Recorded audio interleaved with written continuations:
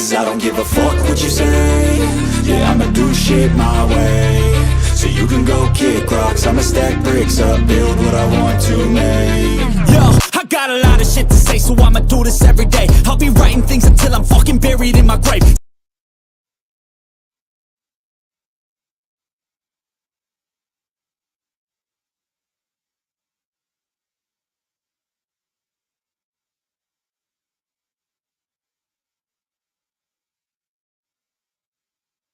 Who just broadcast before us, which actually is translated from Vincente in Latin, and Latin is the basis of all Romance languages.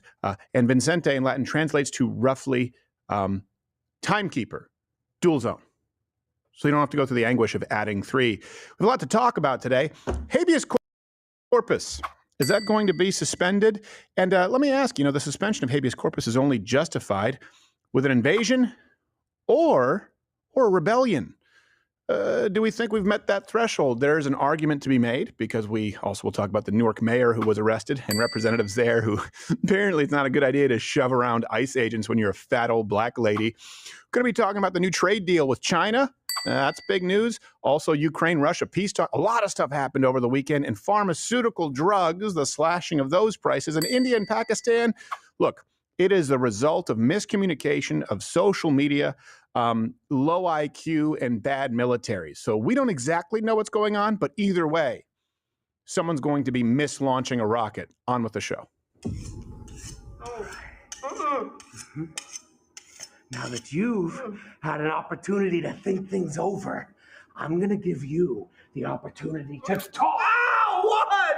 What do you want to know? I'm an open book. I'll tell you anything, I swear. You're going to be an open chest wound if you don't tell me what I want to hear.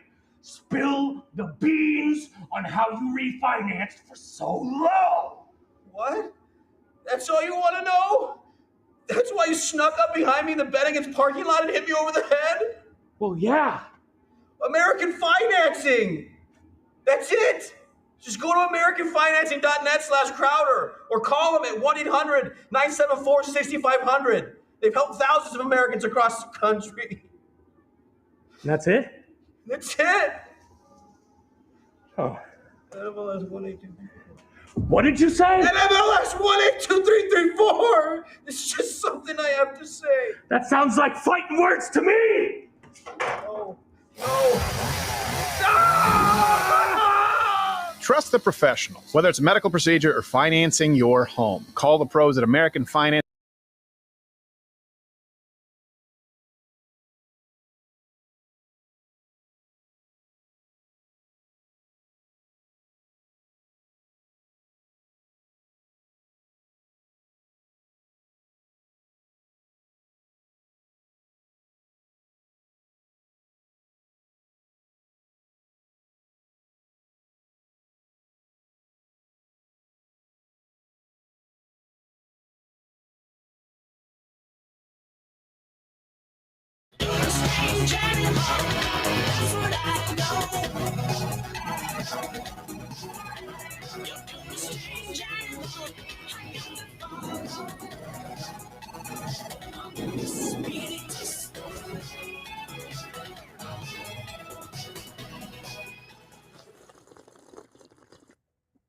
Great. That's the sound of Monday. And also today it may sound like this. I've had a swollen tongue for like 2 days. Watch it.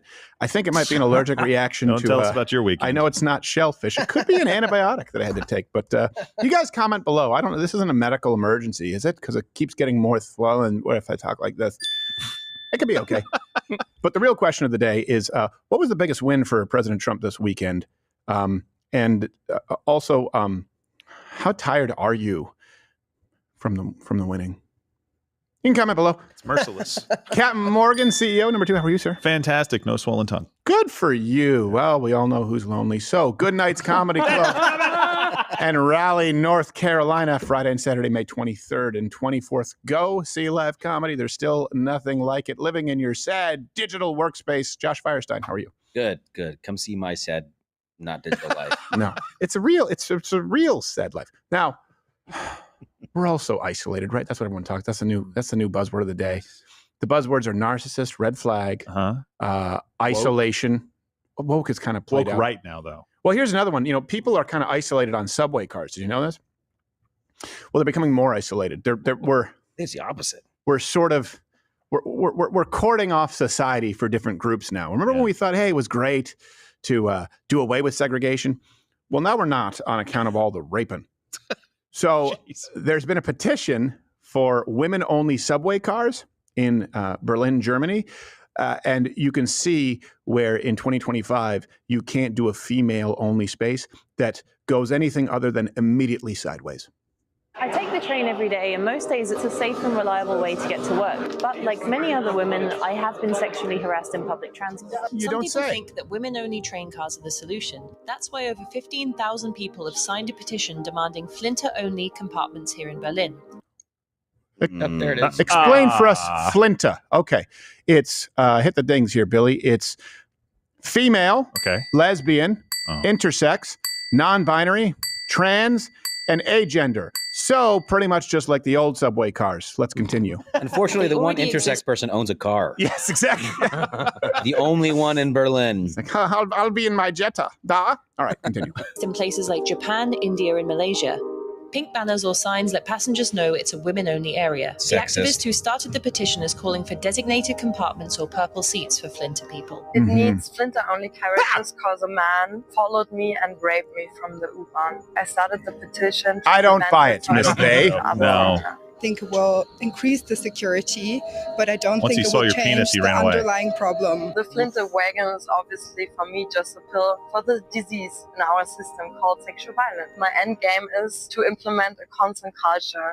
Yeah, so I understand the idea of protecting women from sexual assault. However, in Europe and in Germany, they can't identify the problem, and then they screw up the solution because the female-only cars are now Flinta cars, and Flinta, the official organization, put out this social post celebrating their new rape cars. They are thrilled. Oh my God, beautiful.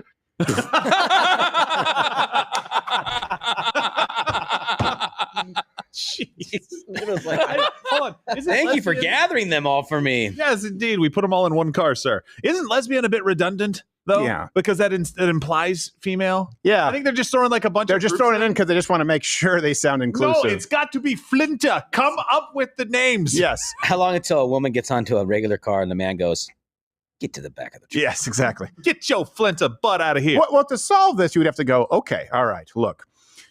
Seems these women don't feel very safe. Can we take inventory of who is doing all that raping? Well, according to 2024, foreign nationals make up 42% of crime suspects, despite only being 17% of the German population. So you would go, all right. 17% is a lot, too, by the way. That is a lot, but it's still a whole lot more of the rape suspects. Yeah, 42 is a lot more. So might I suggest just having a separate migrant car? There you go. Yeah. 42% of the problem would be solved. And then maybe it derails. Yes, exactly. Maybe it falls off the track. That way, if anyone is lonely and wants to get themselves some raping, they can just go right into the migrant rapey car. No deodorant allowed in that car, by the way. No, absolutely not. It's basically just lots of cologne. Yes, it's a Drakkar Noir chamber. Noir, that's right. Cool water to the back. Sponsored by them, even. This is just like it's when feminism and new feminism clashes. Like, yeah, we need to protect women. Okay, we want women-only cars, right? But of course, that includes the men. Yeah, of course, we're not animals. Women. Look, feminists. You can. I hope you've understood this now. I hope it's very clear. You can solve nothing. You can only make it worse because there are no guiding principles. And by the way, human rights have to be based in natural rights. They have to be based in natural law. And if you just say, yeah, women only, or anyone who claims to be a woman, how are you going to enforce Flinta? How are you going to enforce the T? It's too late. You've all been raped. Let's move on. Jeez. So it's true. It's true, though. Yeah.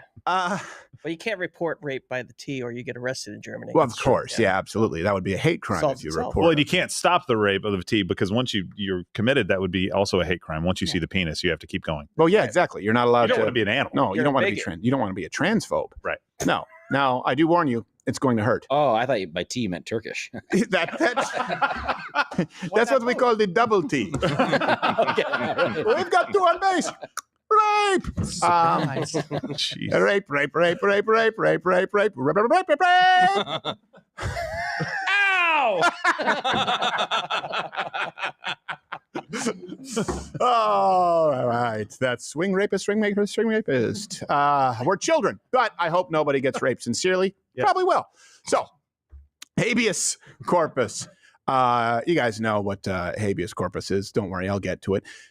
It can only be suspended, and it has been suspended in times of invasions or in times of rebellion. And right now, the claim is that the Trump administration is going to suspend habeas corpus. Let me ask you this. Do you think we meet the definition right now of an invasion? Would 20 million illegal immigrants in the last, throughout the last 4 years of that administration, and 150 to $450 billion in annual cost to the taxpayer, would that qualify? Okay, the next category is rebellion. Well, do you think it can be argued that there's some kind of rebellion against the United States when you have these rogue justices completely, flagrantly disregarding federal law? So let's look at the nationwide injunctions, for example, under Donald Trump, 30 so far. Biden had a total of 14. Obama had a total of 12. George W. Bush had a total of 6. It is completely unprecedented where you have local judges, you have local representatives deciding to usurp federal law. Why? To protect their voting bases. You know, MS-13 are people who are here illegally. Just to give you some context, since 2000, 67% of nationwide injunctions were against Donald Trump. Jesus, 92% of those issued by Democrat-appointed judges. You don't know this judge. You didn't vote for this judge. And this judge has decided that they are going to implement their version of immigration law. Does that constitute a rebellion? At what point do we say, hey, we have to have some constitutional authority here?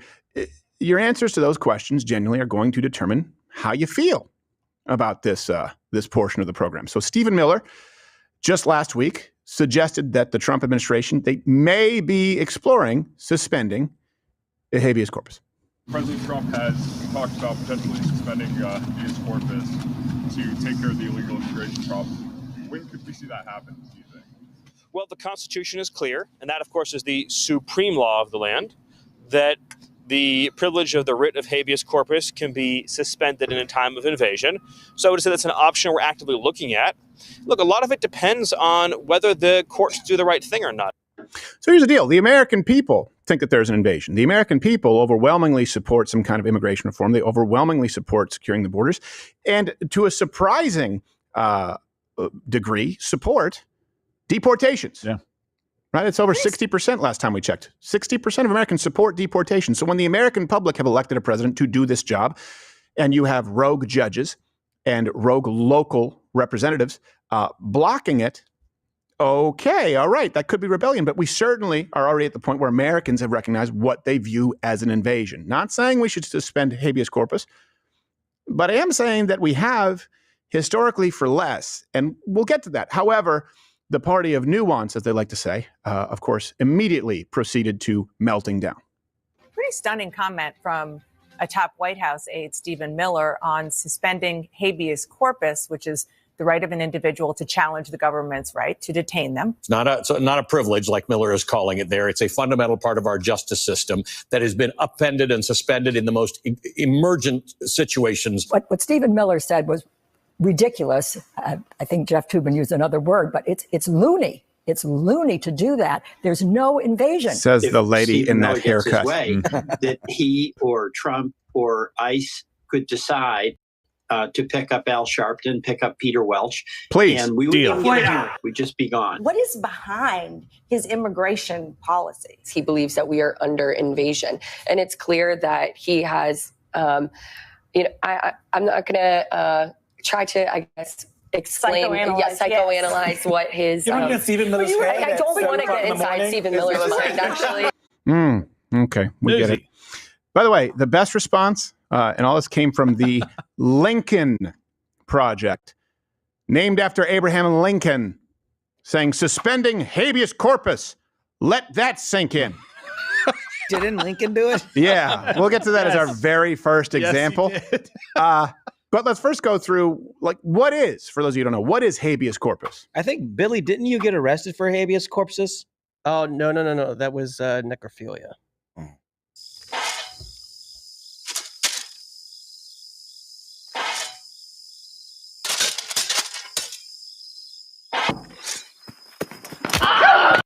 Well, you know what? Yeah. I think that's not even. I'm glad you're able to post bond. Yes. There's no argument to be made of police brutality. I think what you've been doing on weekends is quite brutal, Billy. The victimist crime, though. So habeas corpus, it's basically parlay. Right? You've seen that with the old pirates, like, parlay, if they're going to make you walk the plank. Right. It's your legal right to challenge the validity of a detention. So it prevents the government from holding someone indefinitely without any type of cause. It's your ability to, all right, hold on a second. Let me challenge this. Parlay. Let's just simplify that really quickly. So now we get to, okay, is this completely unprecedented? Has habeas corpus been suspended? And why? I want to bring back up overlay here, the one from the Lincoln Project, overlay A. Lincoln Project says, suspending habeas corpus. Let that sink in. And it's not funny because they're kid diddlers. It's funny because of the lack of self-awareness, because this brings us to 1861 to 1865. None other than Abraham Lincoln, we don't pronounce the project part, suspended habeas corpus during the Civil War, specifically to target Confederate sympathizers. Crap. It was initially done through executive order. That caused some legal issues. So Congress did pass a law granting Lincoln to suspend habeas corpus. Then we go to 1871. Grant suspended habeas corpus during the Reconstruction era to combat the KKK, specifically going out and attacking black people. And Congress passed a law specifically permitting the suspension of habeas corpus at that point in time because they were dealing with random acts of violence. And then it brings us to the next instance, 42 through 46, FDR, folk hero of the left. He suspended habeas corpus technically with the internment camps for the Japanese during World War II, and that included sometimes United States citizens. So it was never actually declared unconstitutional, but it wasn't quite constitutional because the courts and Congress kind of said they're not going to be upholding that in the future. That's one where a lot of people were upset, and I believe Michelle Malkin wrote some books about that. In defense of internment, I think, is one of them. So there are cases that were made on both sides. Let me also read you from the Constitution, Article 1. Habeas corpus can be suspended. It says the privilege of the writ of habeas corpus shall not be suspended unless, when in cases of rebellion or invasion, the public safety may require it. Can you read the first two words again? The privilege. That's all. So the idiotic morons on the media saying, it's not a privilege. I'm like, well, he's just kind of reading what it says. Yeah. It does say that. It's not a privilege. Well, hold on a second. The first portion of the writing describes it as the privilege of the writ of habeas corpus. What did they mean by that? Yeah. Oh, geez. Is this one that we need an interpreter? Is this the one we're going to argue with me? There isn't even a comma. You can't pull your Second Amendment horse crap here. You can't there's a comma. Just as the privilege of the writ of habeas corpus. Okay. So who decides if there's an invasion? Well, Congress technically would, but President Trump could suspend habeas corpus, as you've seen with other presidents, pending congressional action. And so right now, the reason they're talking about this is a $20 million large invasion costing you $150 to $450 billion a year. You, the American worker, you, the American taxpayer, and you have rogue judges going out and blocking this. You have judges hiding illegal aliens in their houses. You have sanctuary cities. You have voted to deport illegal aliens. You elected a man to deport illegal aliens. There are far too many. They have come through open borders. You see it as an invasion. And then you have rogue judges and some of your representatives saying, no, we're going to undo all of your votes. This is federal law. It's one of the few areas where the president and the federal government has authority. Isn't it crazy how the left goes, the Federal Department of Education? Well, that's not their authority. It's not their authority to fund your local public school. It is under their purview to secure our borders and make sure that citizens are safe from external and internal threats. That's why we have a military. That's why we have border enforcement. They flip it entirely, where they consider, meaning the left, their wish list to be the federal authority, all the way up to and including free internet for everybody, a human right. For some reason, when it comes to securing our national borders, though, no, that should be left to local circuit judges. You guys let us know where you line up. I want to ask you a question. Like, do you think this is something that the Trump administration should pursue now? I think the threat is actually, I think it's a smart move to make. I don't know if they necessarily, I go back and forth. I agree on this too. You know what? I think for anyone who is an actual affiliation with MS-13, yeah. Yeah. Okay, great. Yeah. If there's a gray area, you know what? Let's play it safe. That's kind of where I line up. Well, I think the case needs to be made. So I want Trump to get a win out of this. Right now, if he goes out and suspends habeas corpus and starts locking up American citizens, people are going to be up in arms and they will take to the streets. Right? I don't think that's a good look for this. And obviously, the media is more than willing to carry the water on this because they've taken the cases of legitimate people that should be deported and spun them and lied to the American public to make it look like Trump is just picking people randomly off the street. So I feel like they need some more justices coming out and saying, no, you can't do this, and obvious cases for them to even get close to this. But I think this is Stephen Miller going, well, look, it just depends on what these justices, actually do. Right. And I think that's a fair point to make. I just hope he doesn't run too far with this because this would be, I think, right now a very losing issue for him. I want it done. I understand. The end result, meaning deportations. I want that done. But I don't think he has to go this far yet. Something needs to be done here. There needs to be a little bit of some strong arm tactics when you consider what we're about to get to next. When you have local people deciding to completely subvert federal law because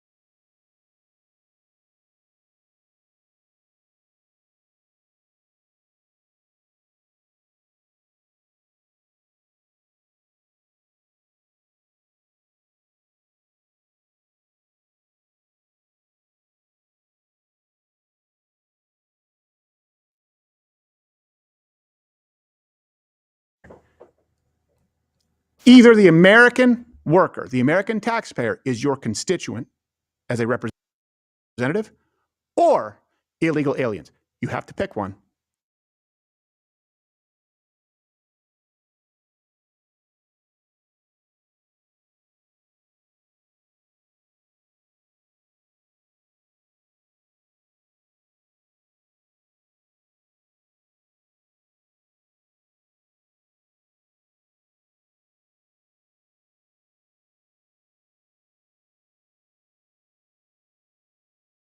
Internment camps coming right your way, sir. Yes. So let's go on to this next story. There's been so much happening this weekend. It's almost tough to hit all of it. So this weekend and all the way until or through this morning, Donald Trump and China have reached a trade deal after some meetings in, I believe it was Geneva, Switzerland. A lot of questions as to what this deal is and, of course, which side won. And you don't need to ask yourself, of course, the left is trying to say that China won because they hate America. They're saying China won, Donald Trump blinked, just like they said Canada won, Donald Trump blinked. It doesn't matter what it is. They want Team Not America to win. So that is how they will present it to you. Instead, there's a little bit more to it. Was it today morning or was it yesterday morning? Today. It was today. Today morning. Treasury and most boring speaker ever, but we have to show you the clip. Scott Bessent. He's good at his job, but he's boring. Yes. He made the announcement and outlined the deal somewhat. And what we have is a 90-day pause on the reciprocal tariffs. Both sides de-escalated by 115%. So we are both at 10 on the reciprocal tariffs. The fentanyl-related tariffs, which President Trump put on in February, are still on. And don't worry, we're over going to get the to next Trump's 90 version soon. days, we have a mechanism to meet with the Chinese trade delegation again. We will be discussing it's pronounced Chinese tariffs, non-tariff trade barriers, currency, and there's subsidies of labor. All right, that's enough. Just cut it to him, man. Just cut it to him. That's it. Because as we were preparing for today's show, President Trump had a press conference, and I hope this clip includes it. No, that's the pharmaceutical thing later. Yeah, well, the next one on the pharmaceutical where he took time out of his day to make fun of his friend for being fat. He did. On national television. Nice to him in the process somehow. It's unbelievable. But here is President Trump detailing this morning the China arrangement in a press conference. I want to tell you that a couple of things. First of all, that doesn't include the tariffs that are already on, that are our tariffs. True. And it doesn't include tariffs on cars, steel, aluminum, things such as that, or tariffs that may be imposed on pharmaceuticals, because we want to bring the pharmaceutical businesses back to the United States, and they're already starting to come back now based on tariffs. The talks in Geneva were very friendly. The relationship is very good. We're not looking to hurt China. China was being hurt very badly. They were closing up factories. They were having a lot of unrest, and they were very happy to be able to do something with us. And the relationship is very, very good. I'll speak to President Xi maybe at the end of the week. So let's go to 3 key facts you kind of need to know about this here, and you can check out the references, link in the description. Number one, where the tariffs stand now. So because of some tariffs that already predate this administration, right, Trump 2.0, and some of them came from Donald Trump's first administration, and the tariffs were some of the only policies that Biden kept. He tried to do it quietly. Yes. So the U.S. tariffs on Chinese goods right now are about 40 to 50%. So they've been lowered back to those sort of pre-standing rates. The Chinese tariffs on goods coming from the United States are about 25%. So effectively, tariff levels are back to what they were pre-Liberation Day with this new announcement. Josh, can you wake up? We're live. We're live. Whoa. Oh, sorry. Having trouble sleeping. Well, just are you all right?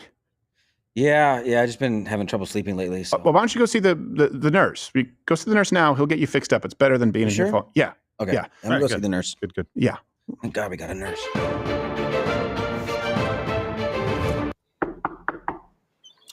Come aboard, ye hearty.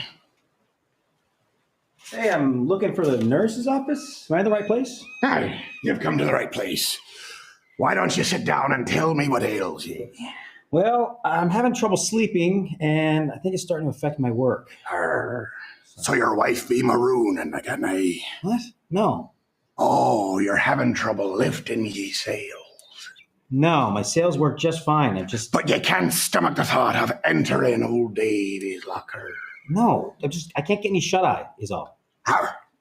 So you're unable to take a cock? Excuse me? That's pirate for take a nap.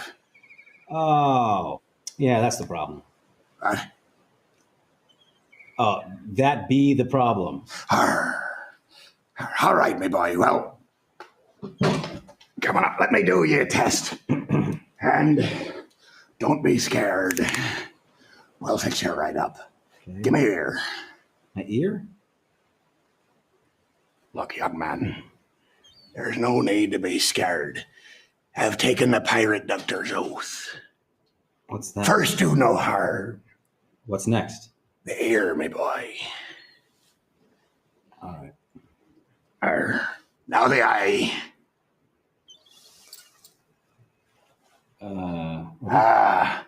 That's just as I'd feared.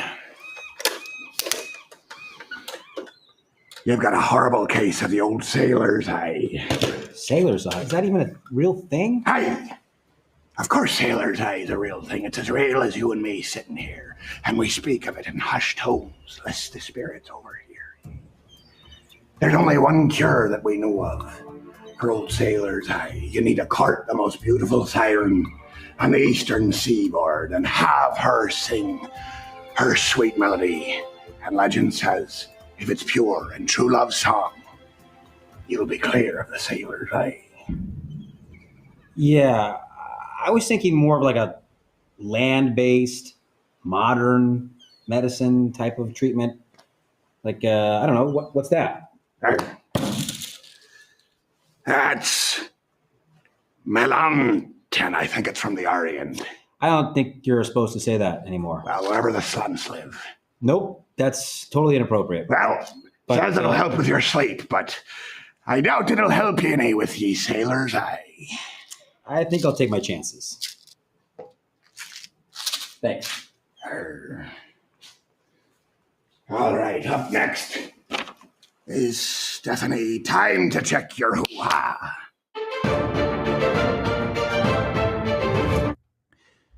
Oh, well, I'm glad you got fixed up, Josh. Yeah. Yeah, well, it should be good. Yeah. Should be good tomorrow. Sorry. Good for you. Sorry about that. I'll try to keep it, Yeah. Pull it together, okay? Back to the tariffs. Key fact number 2. Well, who are the winners and the losers? Well, if you hear China tell you, the state media outlet Yuan Tantian, I don't know how to pronounce it. I don't care. I don't care because I don't like the Chinese. Yuan Tantian. Yuan Tantian. I think I nailed it. Yeah, there you go. They sound like Wolf Blitzer. That is not a compliment. They touted this. He's the longest standing CNN host, 35 years retard. So he said that the deal was a win for China, writing, China's firm countermeasures and resolute stance have been highly effective. Okay. I said it just like that. And by highly effective, what they mean is that China got what every single other country got with no concessions, basically. The other countries didn't have to have the same concessions. So they were able to sort of save face, these other nations, because they didn't retaliate, right? We talked about how Vietnam kind of came to the table. We talked about these other nations, and China decided to be indignant about it. And so China considers a win to basically be on the same playing field as everyone else. This is actually, I think Gerald brought this up. Huntsman is a logistics expert on X, and he wrote this take. He said, overall a win for the United States, maintaining a lot of optionality on future actions and still holding a strong floor at 30% minimum tariffs. Note also today how many people who said tariffs would be an apocalypse over the past 100 days will now claim that 30% is pretty much fine. So this Overton window has been shifted. And again, this started with the first Trump administration. It's one of the few policies that Biden kept. And I think he kept it because it was so popular with a lot of working class Americans. And that's why Donald Trump won the Rust Belt. Yeah, and it was absolutely necessary because Biden was in the camp of we just bring them into Western order and they'll start playing by Western rules. He's been doing that for his entire life. I think he soured on that just a little bit. And I think he understood, like, these guys are not just going to come play by our rules. So here's the thing. This could go one of two ways with Trump. Yes, there are higher tariffs than a lot of people thought would be okay. So he did go higher and shift the Overton window, like this guy said. The 90-day thing is really what will tell us if this is a win or not. Hopefully this is enough pressure and we didn't cave. Doesn't seem like we've caved right now, but we're still not 100% sure. Right. So we'll see. Well, this brings I us like where we are, but we'll see. Yeah, exactly. This is where we are right now. And that brings us to key fact for number 3. What are things going to look like, let's say 90 days from now? So during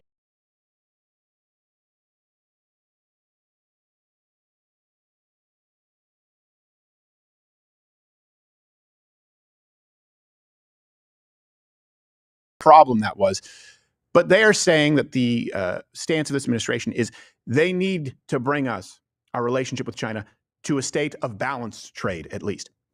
Neither side wants a decoupling.